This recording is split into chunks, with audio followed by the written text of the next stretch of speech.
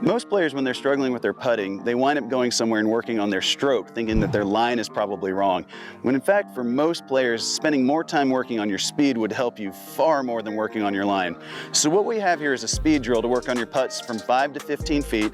And I've used tees solely so that way you can see how it's set up better, but using pennies or coins or ball marks is a little bit easier way to do it. But what I have here is 3 tees that are roughly 9 inches to 12 inches apart.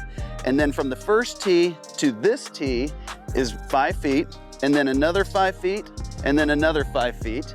And then I have the same 3 tees set up on the other end. And so what we're trying to do in this drill is from this first tee, we're trying to roll it between the first and the second tee.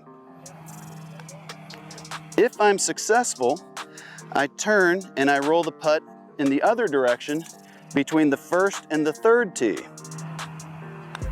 Finding a putt that's as straight as you can is honestly the best way to do it.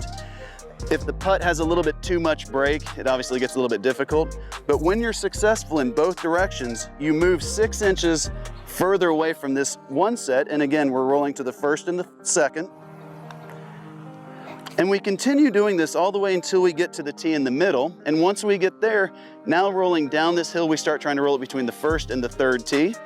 And when successful, we turn around and now we're trying to roll it between the first and the second tee. And you just keep working yourself in an accordion style back and forth up and down the green. Do that for about 15 or 20 minutes and you'll be amazed at how much better your putting will become just by having better speed.